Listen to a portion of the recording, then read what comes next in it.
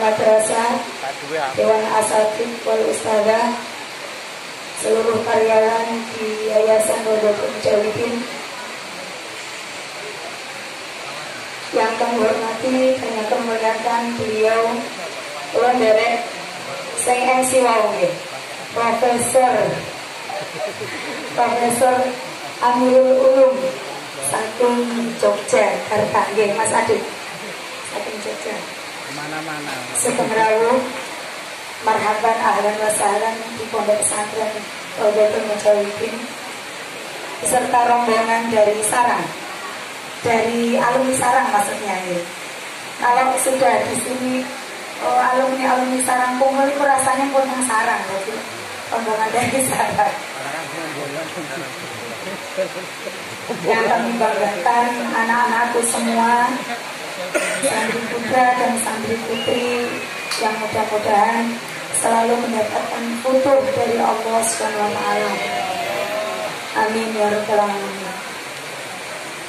Alhamdulillah pada malam yang berbahagia ini, walaupun cuaca hujan, tetapi anak-anak semangat mengikuti kegiatan. Walaupun juga acaranya mendadak ya, acaranya mendadak sekali. Saya baru buka WA BPTK tadi pas pengajian sebelum ngaji Batu Redball. Kebetulan tadi masih tarik ulur mau di Romuda atau Romo 1. Alhamdulillah akhirnya di sini. Oh, Pak Kaji ngapunten Pak Kaji, dengan mau menggunakan masker jadi tidak kelihatan pengasuh Romo 3. Alhamdulillah anak-anak semangat mengikuti kegiatan, semangat mencari ilmu yang baru ya, yang baru di lingkungan kita Pondok Pesantren Rodotul Mujahidin. Kemudiannya salawat alaihi salam Allahumma sholli ala sayyidina Muhammad wa ala ali sayyidina Muhammad. Semoga senantiasa selalu kita haturkan kepada beliau Nabiullah Muhammad sallallahu alaihi wasallam. Kasih Allah yang senantiasa selalu kita harapkan syafaatnya baik di dunia maupun di akhirat. Anak-anakku semua, untuk kegiatan malam ini sangat spesial. Beliau Profesor Amirul Ulum, ini kesempatan yang sangat bagus dan kesempatan yang sangat langka sekali. Dan Allah mentakdirkan kita malam ini untuk belajar kepada beliau. Beliau yang pertama santrinya Mbah Yai Maimun. Alhamdulillah kita kerawuhan santrinya Mbah Yai Maimun yang ahli dalam hal tulis menulis. Karena sebenarnya tulis menulis itu kan tradisinya ulama-ulama kita. Tradisinya ulama kita ya nulis. Kemudian dengan tulisan itu disebarkan sehingga tulisannya Imam Al-Ghazali dengan Ihya-nya, kemudian tulisannya Imam Syafi'i yang salah satunya dengan Ar-Risalahnya, itu bisa kita nikmati sampai dengan hari ini ya, karena tadi ditulis kemudian dibukukan, ditulis kemudian dibukukan. Seringkali kan kita kadang nulis ya hanya sekedar nulis saja, padahal emang sekali kalau kita bisa nulis. Karena biasanya awalnya ya dari sekedar nulis ya, Pak Profesor ya, hanya sekedar nulis, tetapi akhirnya bisa menjadi penulis beneran. Kebetulan dulu saya juga pernah jadi penulis, dan karya saya pernah terbit juga di majalah Al-Waha Alif Mahmida. Saya juga pernah jadi editor pokoknya tim redaksi lah, tim redaksi di majalah Al-Wahab. Tapi karena lama tidak menulis, akhirnya ya tidak ada bakatnya lagi, sekarang nggak tahu. Padahal sekarang saya sedang proses menulis tesis, tapi nggak kelar-kelar juga karena tidak diasah. Nah ini saya mau belajar lagi tentang tulis menulis dari Pak Profesor Amirul Ulum. Jadi anak-anak, manfaatkan waktu ini dengan sebaik-baiknya, dengan sebaik-baiknya. Mumpung beliau hadir di sini, kalau cerita dari Ustadz Adit tadi, mobilitas beliau sangat tinggi. Beliau kadang bisa di Jakarta, di Jogja, dan alhamdulillah ini berada di sini. Manfaatkanlah dengan sebaik-baiknya.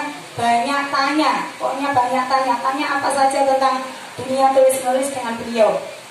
Kami harapkan mewakili pengasuh anak-anak semua untuk memanfaatkan waktu dengan sebaik-baiknya. Ini yang pertama.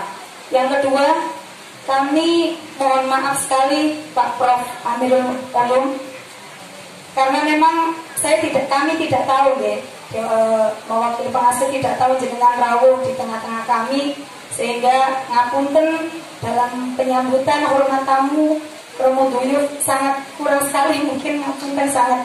Saya tadi ngomong saat masa disampun dengan anggota yang masa disampun ya, alhamdulillah naik turun dari ya Allah, malu sekali saya berdiri di sini. Ngapunten sangat dalam Romo Duyuf sangat kurang, ngapunten, mungkin jenengan memaklumi karena memang Mas Adi juga tidak ngomong ke saya juga tidak tahu Mas Adi bawa tamu. Ngapunten nggih Pak.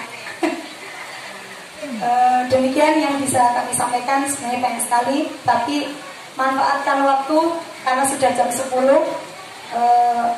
Mohon maaf dari kami, kurang lebihnya ihdinas shiratal mustaqim. Wassalamualaikum warahmatullahi wabarakatuh. Wa ala asrafil anbiya wa imamil mursalin sayyidina wa maulana Muhammadin wa ala alihi wa ashabihi ajma'in, amma ba'd. Hadratul Qurama wal Fudala al-Aizza, wabil khusus Romo Kiai Haji Muhammad Burhanuddin beserta keluarga, Kiai Barokah serta keluarga dan para pengasuh yang lain, para kakak senior saya, Bang Toyib, Kiai Toyib nih, Pak Abdullah, Gus Adib, ini junior kalau Gus Adib nih. Jadi saya alhamdulillah sangat bersyukur bisa bertemu dengan jenengan semua. Bahasa Indonesia apa bahasa Jawa ini? Ya bahasa Indonesia aja ya, bahasa Indonesia. Alhamdulillah, dan saya ini kaget gitu Sadid ini ya. Ini ada gelar profesor ini luar biasa. Tapi semoga nih. Alhamdulillah saya itu tidak pernah sekolah. Saya itu tidak pernah sekolah, tapi saya ngajar di fakultas. Saya ngajar filologi. Jadi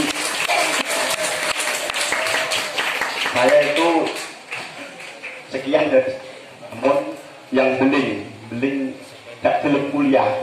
Jadi Mbah Mun itu pas saya mau ke Jogja ditanya, kamu ke Jogja ngapain nak? Saya ke Jogja mau nganu Mbah, saya mau nyambung hubungan guru murid Bapak jenengan Kiai Zubair kalih Kiai Bakir Al-Jogjawi. Kiai Bakir niku itu adalah paman Pak D daripada Ketua Aisyah tempo dulu, Profesor Dr. Hamamah Surat. Alhamdulillah sudah terlaksana dan alhamdulillah hubungan guru murid ayah Kiai Maimun sudah selesai. Cita-cita saya sudah selesai berarti Pak ya. Dan alhamdulillah yang saya tulis itu tentang sejarah. Dengan kalau share di Google sejarah ulama Nusantara, insya Allah terbanyak milik saya ya. Insya Allah. Jadi saya itu terinspirasi dari Kiai Maimun. Beliau pernah mengatakan, bahasa Jawa ini, aku pengen gue murid sing iso nulis, sing iso menghiasi media-media, sing iso menghiasi penerbitan-penerbitan dengan ilmu keulamaan. Jadi pernah bangun itu ngendiko yang intinya seperti itu. Saya itu sampai bersumpah dalam diri saya sendiri, wallahi saya tidak mau suat Mbah Mun sebelum bisa mewujudkan itu. Saya itu akhirnya saya dapat inisiatif menulis buku Muassis Nahdlatul Ulama. Jadi saya itu tahu pernah membaca bukunya. Kayaknya di sini ada yang pernah baca, ada yang baca. Muassis Nahdlatul Ulama, para pendiri Nahdlatul Ulama. Di sampai ada gak ada? Kalau pernah dengar buku Kartini Nyantri? Pernah. Yaitu saya yang nulis. Itu. Pernah dengar buku Kiai Solandara? Nah, Yaitu saya yang nulis itu. Ya, sama Syekh Nawawi Al-Bantani. Insya Allah ini sedang pembuatan novel Syekh Nawawi Al-Bantani Sang Maha Guru, dan insya Allah kalau deal akan masuk layar lebar. Insya Allah, insya Allah. Sama buku, insya Allah itu masih kemarin baru dikontak sutradara tapi belum selesai. Tapi ini adalah apa maksudnya? Orang keberhasilan itu tergantung niatnya. Niat, nanti kalau pulau itu tergantung kiainya. Pulau itu seperti wayang, dalam arti sing penting banyak itu. Pulau nanti ditelepon salah seorang rektor universitas di Jawa Tengah. Beliau ingin memberikan beasiswa. Saya jawab, saya mau kuliah dengan satu syarat, kalau yang nyuruh Mbah Yai. Jadi dengan suan ke Mbah Mun, nanti saya akan mau apa yang disampaikan Mbah Mun. Jadi yang penting ridhonya kiai. Jadi insya Allah nanti dengan ridho tersebut kita akan mempermudahkan apa langkah kita di dunia dan akhirat. Ini adalah yang tidak bisa dimiliki oleh santri selain santri salafi. Santri bukan salafi loh ya, bukan salafi. Kalau salafi itu ridho kiai. Jadi menurut saya itu ridho guru itu bisa membuka cakrawala. Ridho ayah bisa membuka cakrawala juga. Kalau dapat ijazah Mbah Mun, pengen nulis lancar, pengen ngarang lancar, itu harus memperbanyak bacaan sholawat. Jadi saya senang sekali di sini tadi ada sholawatnya. Dan alhamdulillah ini kembali ke tema lagi.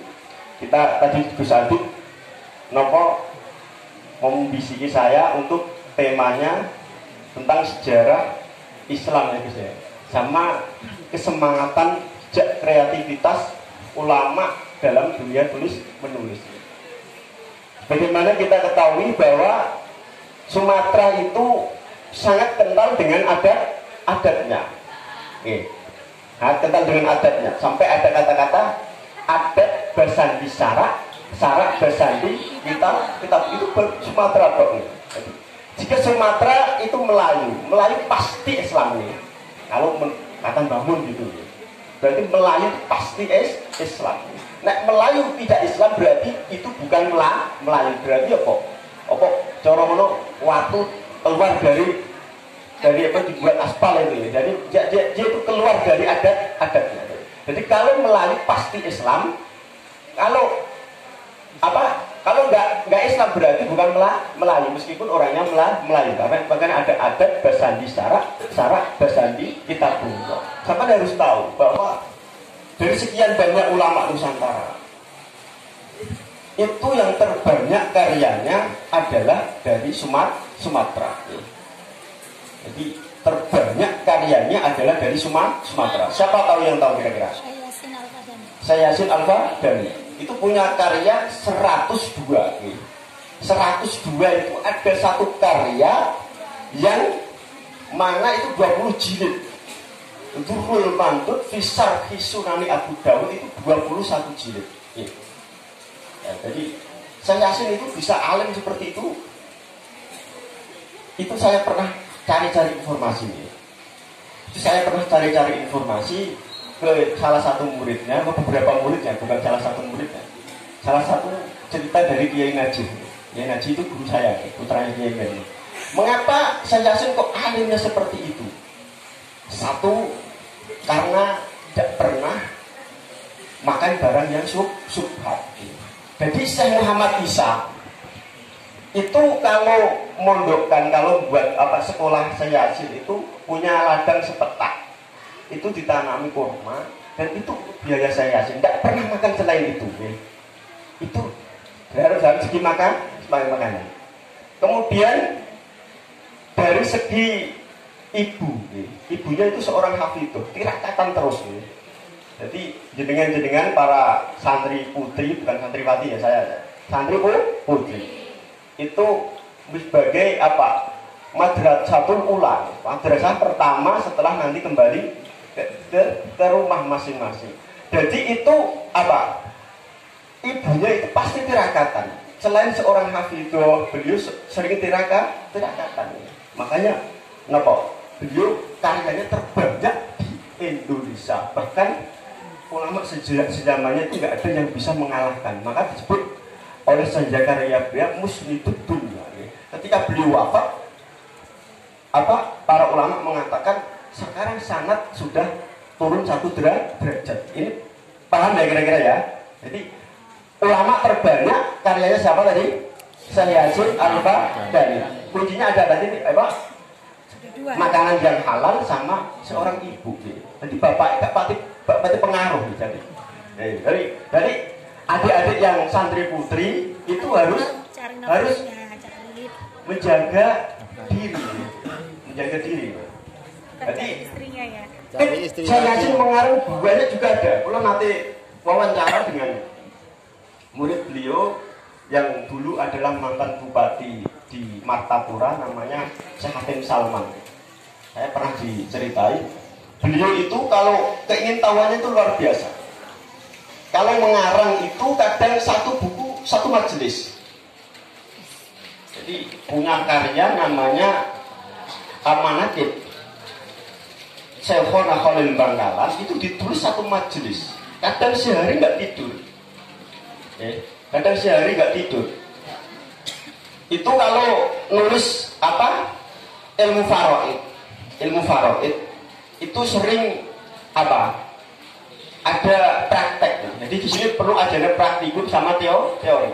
Jadi beliau tuh hafal. Kira-kira bintang-bintang di sini ini mau terjadi apa, itu paham sekali. Itu yang diwarisi Kiai Maimun itu. Kiai Maimun itu paham sekali.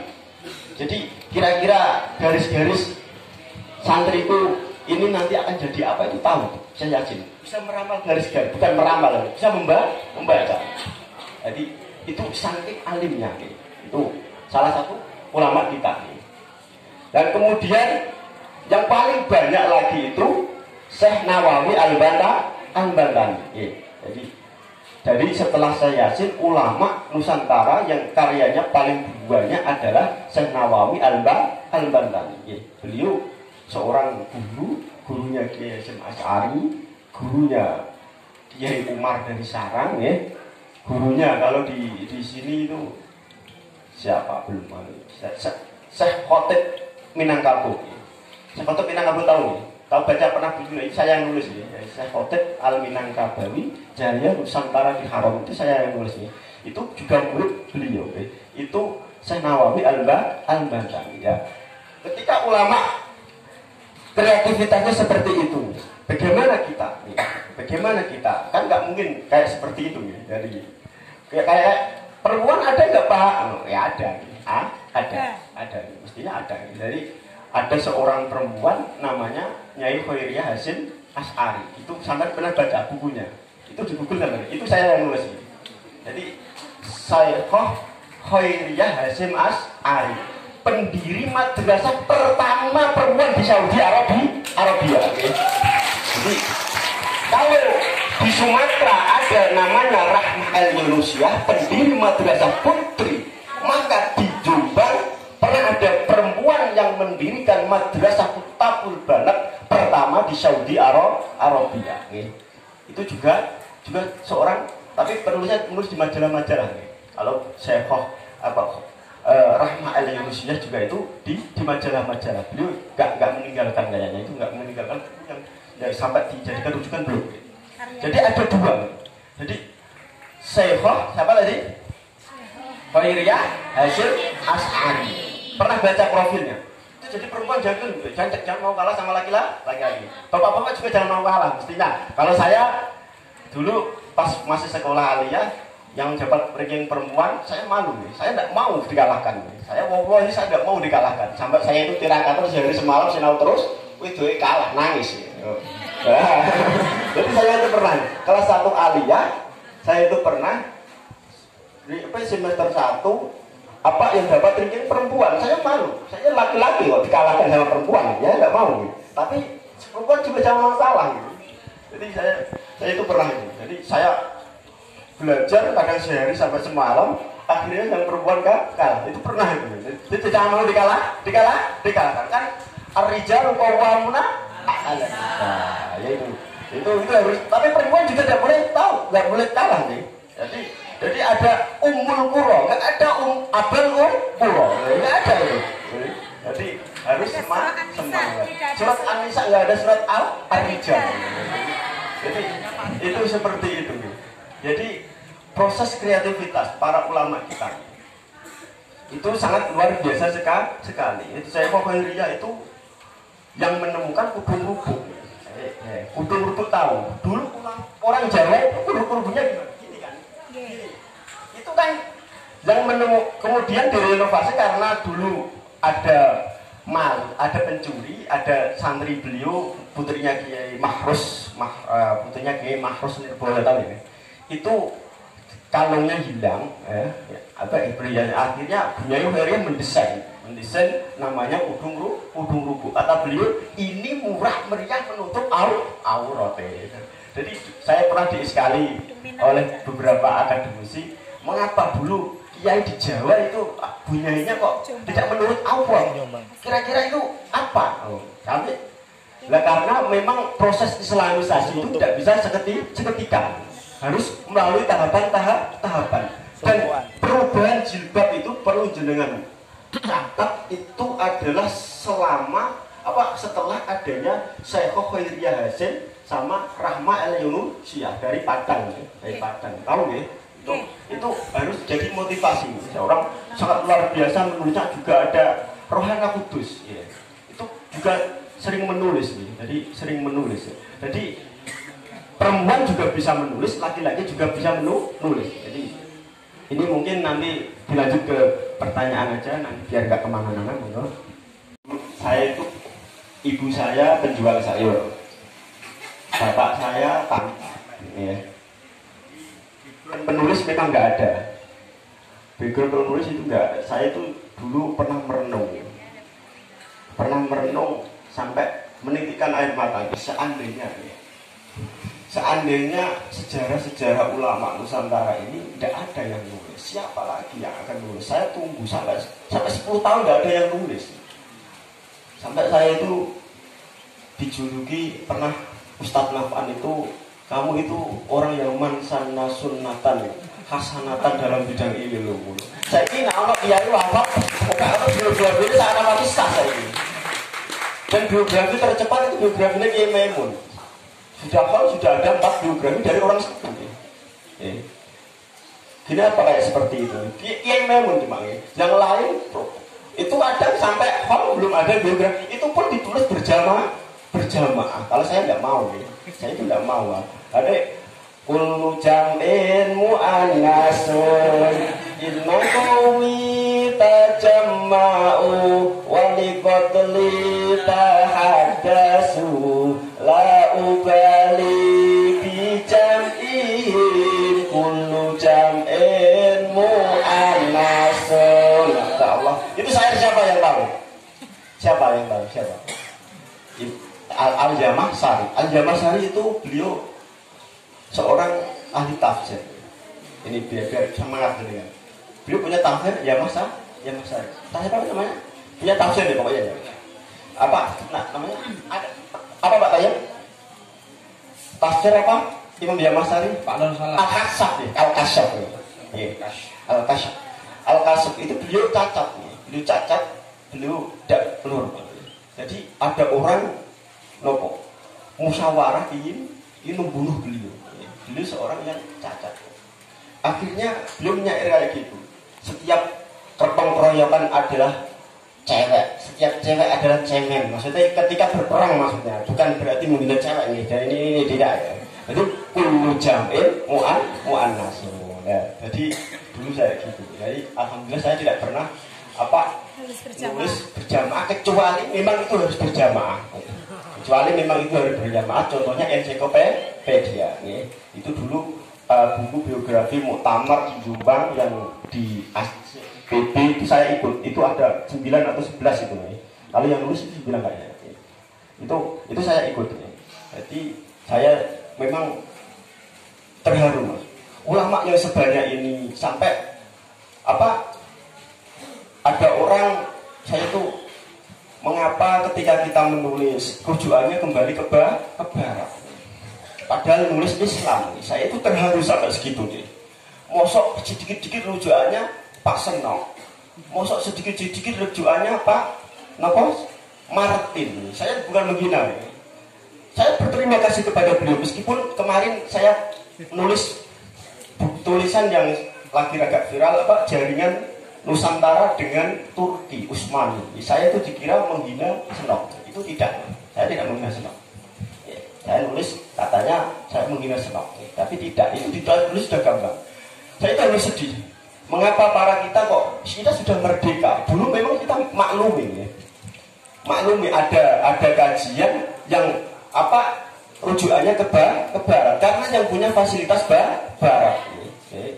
Tapi sekarang sudah merdeka.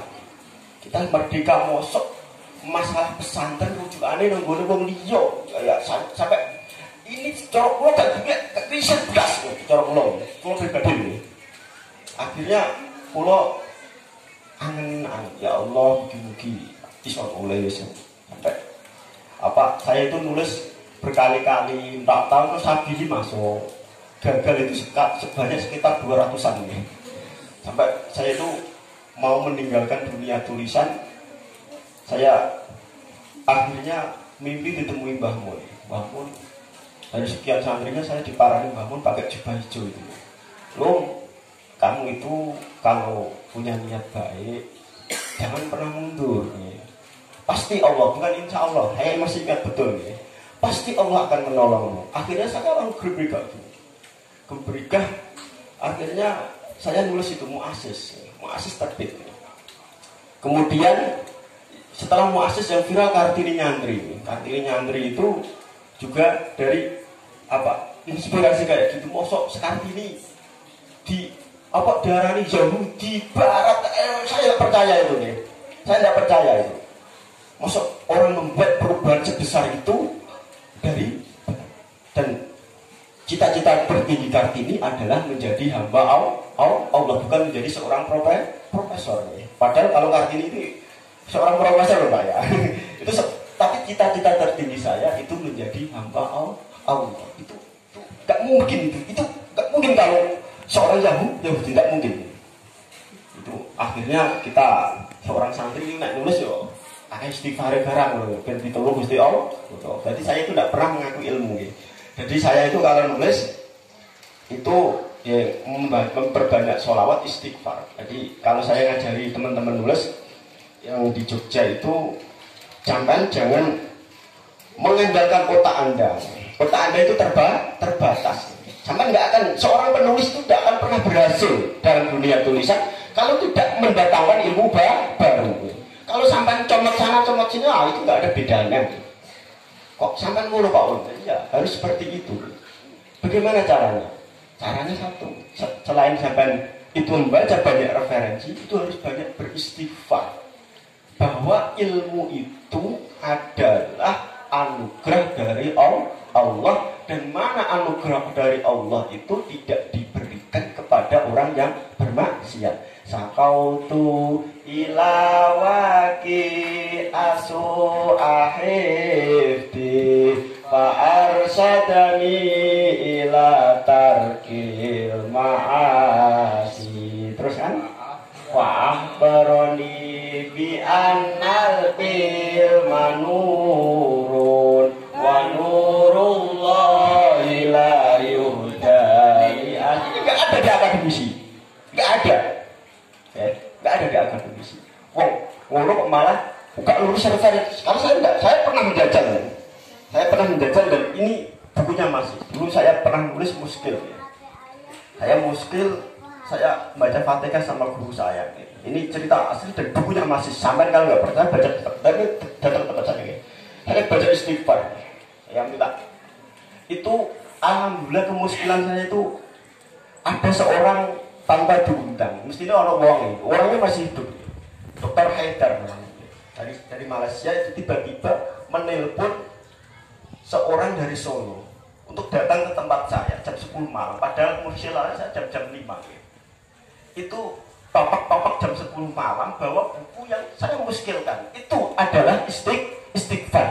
Jadi apa? Jangan meremehkan istighfar. Tak percaya yo wis, aku ora ngakon sampean percaya. Yo, agak kon sampean percaya, tapi saya bertanggung jawab atas apa yang saya ucapkan. Jadi pernah itu. Jadi kalau pengen tulisannya bagus, seorang ilmuwan tidak dikatakan berhasil kalau tidak mendatangkan ilmu baru. Guys, aku nek cara kula mboten mawon. Kowe gak duwe sarjana ngono kok, enggak apa-apa, saya sudah membuktikan. Saya sudah membuktikan. Jadi saya tidak mau diatur. Saya ingin mencari ilmu baru. Kalau ini dalam seumpama di dunia ini, sudah ada semua harus melahirkan ilmu baru. Dan setelah memperbanyak istighfar harus ada yang menyambungkan. Menyambungkan itu adalah apa?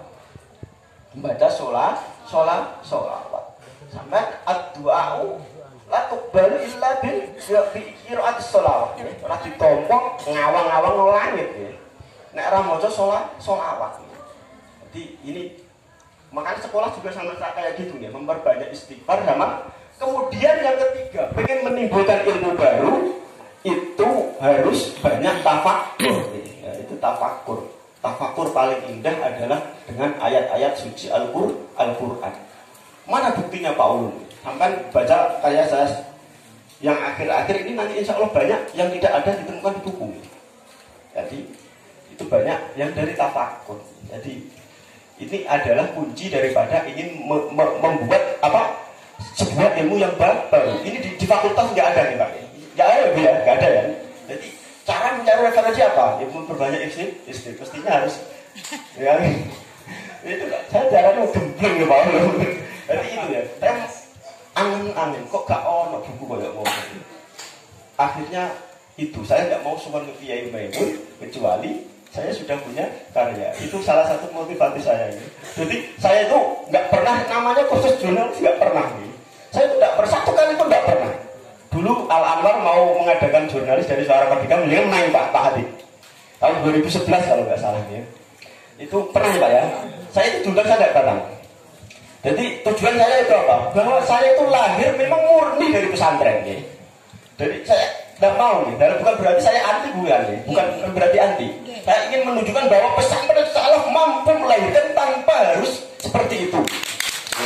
Jadi itu harus apa? Dan insya Allah kajian-kajian yang langka seperti yang kita tekuni tentang jaringan ulama Nusantara itu kan jarang yang tahu. Jadi bahkan beberapa kali saya pernah diminta doktor sama profesor untuk memecahkan masalah tentang jaringan-jaringan tersebut. Pernah itu sampai beliau mengatakan ini juga arti ben ini disertasi itu rampung. Jadi ada beberapa kunci. Yang mana kunci itu saya jawab ini sampai golek referensi gak ngarah ketemu. Ketemu kok lewat sanad kan. Bahkan gak di sanad kan. Jadi alhamdulillah nanti kita kerawan Gus Wati. Jadi kuncinya semangat tadi apa? Mestinya ada himmah keislaman dan kemudian lagi ingin menyenangkan guru. Jadi ketika saya mondok di Kiai Maimun itu saya mendengar beliau ngendika kaya ngono, saya malu sekali kalau tidak bisa mewujudkan cita-cita beliau. Jadi kita harus menyenangkan guru, pasti barokah. Saya insya Allah itu kondangan ora sesuk insya Allah sesuk kurang orang ini sarang betul. Insya Allah kalau barokah guru pasti ada, pasti ada. Jadi asal mereka menghormati seorang ulama itu ada ya. Jadi ini jujur udah bisa.